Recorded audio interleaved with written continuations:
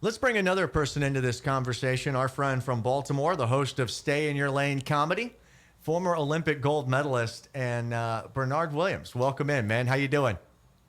I'm doing great. How you doing? Doing well, doing well. We're talking a little bit about baseball. We're talking about the decision of Major League Baseball to now allow not just Major League Baseball players who are on the 40-man roster to be exempt from being tested from street drugs, but now minor league baseball players will be exempt from being tested for marijuana. And we're talking about how the differences that this might affect minor league players, because some of these, of course, are coming right out of high school or right out of college. They're early on in their careers. Perhaps they haven't had the problems with painkillers that are opioid-based, and how this might lead to their decision process. I wanted to get your comments on this, too. So basically, they're testing for opioids and cocaine now on all levels. No. They're not testing for marijuana in minor leagues anymore. Previously, the major league players were exempt, but now minor league players are exempt from that testing as well. Okay. Well, to be honest with you, I think that's great. I think they should move that to all the sports. You know, if you're in the minor leagues, and I'm a comedian, so I think in a different way. But if you're in the minor leagues and you haven't made it to the pros, then you should be able to smoke a joint to deal with. That's a long bus ride. Or not making the pros. You know, it's already stressful that they're not making the pros and they can't relax. And now you tell them they can't enjoy themselves on their time off after you cut them or when they don't make the pros. I think they should be able to. Make them 6-hour bus rides go a little bit faster. Hire Bernard Williams, Olympic gold medalist for president. I just put my statement, and I support this. I like it. Can we also forgive college student loans? I don't know how that correlates please. Drug test, but okay. No, it has no correlation. But if you're running for president, I'm going to lobby for that because I got a few I can get rid of. You'll be the fastest president ever.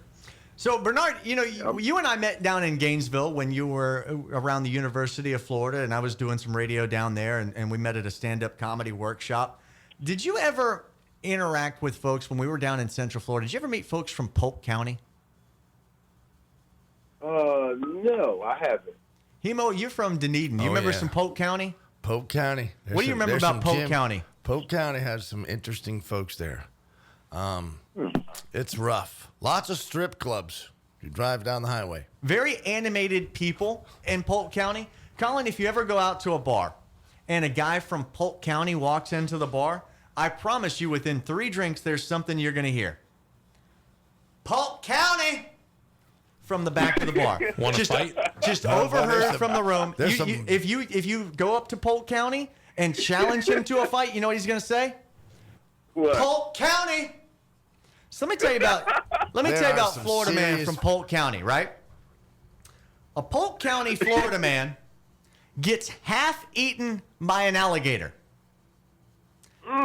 But that ain't what killed him. That's not the cause of death. That is not the cause of death. Being half eaten by an alligator didn't kill him. What killed him was the meth overdose. Did it kill the gator too? Only in Florida. Polk County. Only in Polk County. So apparently, as we understand it, the overdose must have happened first. Otherwise, that would have been a very interesting trip. So apparently he overdoses from meth by the side of a lake, and the gator finds him, and a little extra spice in his dinner, I'm sure. Is this not the most Florida of stories? Half-eaten man by a gator. Guy gets half-eaten by a gator, but that's not what killed him. It was the meth overdose. As soon as you say Polk County, I go, okay, I get it. Hey, Bernard, before we go, I got to ask you a question. We were watching some video from your site. Yeah, and we were BW watching Pro Techniques. Some sprint work, right? And Right. I was a guy I could run, for a catcher, let's say. Anyway, so they kept my legs in shape so I could pinch run and do different stuff. And I'd learned a few things. And then when I watch guys run now, they take their first step was they break, their head comes up immediately. right? So I try to show them video of guys sprinting, at your level, and try and tell them how long your head is down, like in a 100-meter sprint. Is there any specific amount of time that you keep your head down when you're driving? Well, yeah, because it's not just your head down; it's the body position as well. So it's not only the head, but the chest as well. Depending on the distance, like if you're running a 40, you're going to stay down for a couple or less steps than if you was to run the 100 meters. Right. And that's called your drive fade. One thing I noticed from watching that video, and you are the expert, I'm not, but one thing I noticed is that as people started their drive to move forward, I saw their chests lift almost like an airplane taking off. Is there anything to that? Yes, because that's the transition. Once the chest starts coming up, that's the acceleration phase. That's when the body's supposed to get faster. Gotcha. Yep. Hemo, anything to finish off with? Yeah, no, man, I need to know that stuff. Colin, who's our beast of the day? Okay, and that's okay. I'll give you the other four phases too. The other two. So now, right after acceleration, you got max velocity, which is top speed. Mm-hmm. And then after top speed, you have speed maintenance, where you're trying to hold on towards the end. Yeah, you and see then a lot of that in your your lean. And so those are all your phases. There you go. And then how do you train yourself to run through a finish line? By working all your phases and then doing over distance and actually sprinting 100%. There you go.